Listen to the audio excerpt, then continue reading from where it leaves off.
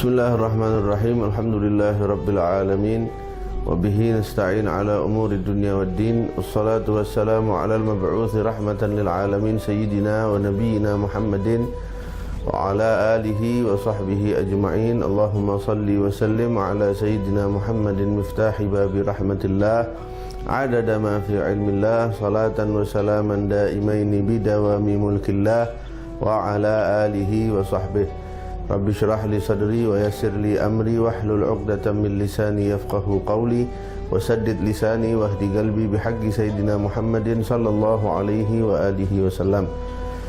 Alhamdulillah, Allah Subhanahu wa taala kembali mempertemukan kita di dalam kajian hadis Arba'in An-Nawawiyah, yaitu 40 hadis yang dikumpulkan oleh Sayyidina Imam An-Nawawi dalam tema-tema penting mengenai seputar agama Islam.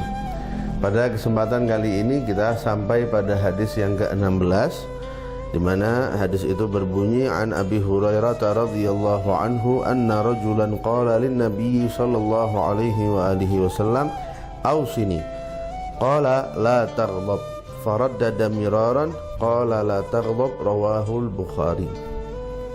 Hadis ini diriwayatkan oleh Sayyidina Imam Abu Hurairah radhiyallahu taala anhu bahwa ada seorang laki-laki yang meminta wasiat kepada Rasulullah sallallahu alaihi wa alihi wasallam.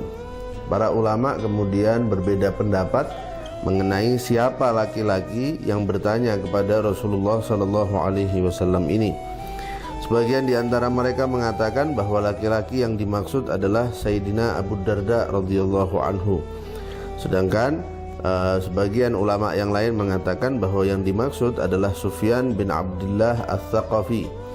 Yang lain lagi mengatakan bahwa yang dimaksud adalah Sayyidina Abdullah bin Umar bin Al-Khattab radhiyallahu anhuma. Sedangkan sebagian ulama yang lain menyatakan selain nama-nama yang telah kita sebut tadi. Sehingga ada sebagian ulama kemudian menyimpulkan bahwa kejadian ini terjadi lebih dari satu kali, yaitu lebih dari satu orang yang meminta wasiat kepada Rasulullah sallallahu alaihi wasallam, yang kemudian oleh beliau dijawab dengan wasiat yang singkat, yaitu la taghdab, yaitu dengan makna janganlah kamu marah. Para ulama kemudian menafsiri sabda Rasulullah sallallahu alaihi wasallam ini. Apa yang dimaksud dengan jangan marah? Karena sifat atau rasa perasaan kemarahan itu merupakan sesuatu yang manusiawi. Bahkan Allah Subhanahu wa taala sendiri di dalam Al-Qur'an, Allah menyatakan bahwa yang tidak diperbolehkan itu bukan rasa marahnya. Yang tidak diperbolehkan adalah sikap berlebihan yang timbul dari rasa marah yang tidak terkontrol. Rasa sikap tidak adil kepada orang yang tidak kita sukai atau orang yang kita marah kepadanya, itu yang dilarang oleh Allah Subhanahu wa taala di dalam Al-Qur'an. Karena itu para ulama ketika menafsiri sabda Rasulullah la taghdab, janganlah kamu marah, mereka mengatakan bahwa bisa jadi yang dimaksud oleh Rasulullah sallallahu alaihi wasallam adalah jangan kamu melakukan sesuatu yang itu bisa memancing kemarahan kamu. Jangan kamu mendekati sesuatu yang itu bisa memancing emosi dalam diri kita. Ada lagi yang mengatakan bahwa yang dimaksud dengan la taghdab, jangan marah, adalah lakukan hal yang sebaliknya. Jika kita melakukan satu hal itu bisa menimbulkan kemarahan kita, maka Rasulullah mewasiatkan agar kita melakukan hal yang sebaliknya. Lakukan sikap tawadhu, lakukan sikap sabar, lakukan sikap malu dan seterusnya yang berkebalikan dengan kemarahan. Tafsir yang kedua dari sabda Rasulullah sallallahu alaihi wasallam la taghdab adalah Rasulullah melarang kita untuk melakukan sesuatu yang ditimbulkan atau efek dari rasa marah yang timbul dalam diri kita. Misalnya, jika seseorang terbakar emosinya, maka sikap selanjutnya yang kemungkinan besar akan dia ambil adalah dia akan membalas dendam. Itu yang dilarang oleh Rasulullah sallallahu alaihi wasallam. Sehingga Rasulullah ketika mengatakan la taghdab, artinya beliau sama dengan memerintahkan kita untuk memerangi diri kita sendiri agar jangan sampai kelewat batas dalam kemarahan itu, sehingga kita melakukan hal-hal yang tidak diridhai oleh Allah Subhanahu wa taala. Atau dengan kata lain, Rasulullah memerintahkan kita untuk meredam rasa marah itu. Karena itu di sebagian riwayat kita bisa dapatkan Rasulullah SAW mengatakan, jika kamu marah maka berwuduklah, jika kamu marah dalam keadaan berdiri maka duduklah, jika kamu marah dalam keadaan duduk maka berdirilah. Dan itu semua diajarkan oleh Rasulullah SAW untuk meredakan kemarahan kita, bukan sebagai larangan untuk kita marah. Boleh-boleh saja kita marah, tapi yang tidak diperbolehkan adalah kemarahan yang melampaui batas, sehingga kita akan mendorong dengan rasa kemarahan itu untuk kita melakukan hal-hal yang tidak disukai oleh Allah Subhanahu wa taala. Dan ini hadis ini termasuk jawami'ul kalim yang dimiliki dan merupakan keistimewaan dari Rasulullah sallallahu alaihi wasallam. Jawami'ul kalim adalah ucapan-ucapan Rasulullah yang singkat namun bermakna sangat dalam, dan jika ingin dikupas maka akan sangat luas sekali maknanya, dan itu banyak sekali. Karena Rasulullah SAW, sebagaimana beliau katakan sendiri bahwa beliau memang dikaruniai jawami'ul kalim, yaitu beliau mampu mengucapkan sesuatu dengan redaksi yang singkat namun bermakna sangat luas dan bermakna sangat dalam. Kita juga harus mengetahui bahwa tidak semua kemarahan itu jelek. Ada kemarahan-kemarahan yang bagus, terpuji, dan ada kemarahan-kemarahan yang memang tercela di dalam agama Islam. Misalnya kemarahan kita karena Allah Subhanahu wa taala, kemarahan kita karena ada larangan-larangan Allah Subhanahu wa taala yang kemudian dilakukan oleh kaum muslimin. Kemarahan kita karena ada perintah-perintah Allah yang disepelekan oleh orang-orang Islam. Ini termasuk kemarahan yang terpuji. Bahkan jika kita membaca syama'il Rasulullah sallallahu alaihi wasallam, jika kita membaca budi pekerti Nabi Muhammad sallallahu alaihi wasallam, disebutkan bahwa jika pribadi beliau yang disakiti, jika pribadi beliau yang dihina, jika pribadi beliau yang dilecehkan, maka sikap yang Rasulullah ambil adalah beliau memaafkan orang yang menyakiti Rasulullah sallallahu alaihi wasallam. Tapi ketika yang dilanggar, dihina dan dilecehkan adalah apa-apa yang dihormati oleh Allah Subhanahu wa taala, larangan Allah Subhanahu wa taala, perintah Allah Subhanahu wa taala, maka tidak ada satu orang pun yang mampu menanggulangi kemarahan Rasulullah sallallahu alaihi wasallam.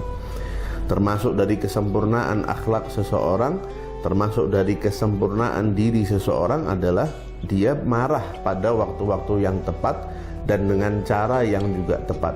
Kata Al-Imam Asy-Syafi'i, siapa orang yang disulut emosinya kemudian dia tidak marah, maka dia sama dengan seperti keledai. Artinya disulut emosinya adalah ketika dilanggar perintah Allah Subhanahu wa taala, ketika ada orang yang ingin mencoreng nama baiknya, ingin berlaku tidak sopan kepada keluarganya, maka sikap yang tepat adalah dia marah dengan cara yang diridhai oleh Allah Subhanahu wa taala. Namun di sisi yang lain ada juga kemarahan-kemarahan yang tercela, dan disinilah kemudian Islam mengajarkan kita untuk meredam kemarahan itu, untuk memaafkan orang yang melakukan kesalahan tadi, dan itu adalah termasuk perbuatan baik yang akan mendatangkan keridhaan Allah Subhanahu wa taala. Rasulullah SAW misalnya beliau bersabda, siapa orang yang meredam rasa marahnya padahal dia mampu untuk melampiaskan itu, maka Allah Subhanahu wa taala akan memuliakannya di hari kiamat. Allah akan memberikan kepadanya cahaya di dalam hatinya, rasa aman, rasa keimanan sebagai bentuk apresiasi dari usahanya meredam kemarahan, sehingga tidak membuat dia melakukan hal-hal yang dilarang oleh syariat Allah Subhanahu wa taala. Kita juga pernah sampaikan di hadis-hadis yang sebelum ini bahwa Rasulullah bersabda, orang yang kuat bukanlah orang yang berotot, bukanlah orang yang kemudian mampu menaklukkan siapa saja yang ada di hadapannya.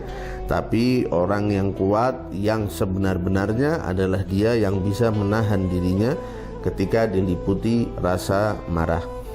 Diriwayatkan, diceritakan dari sebagian orang-orang soleh bahwa mereka memiliki pembantu. Ketika itu pembantunya membawa satu makanan yang sangat panas di dalam panci.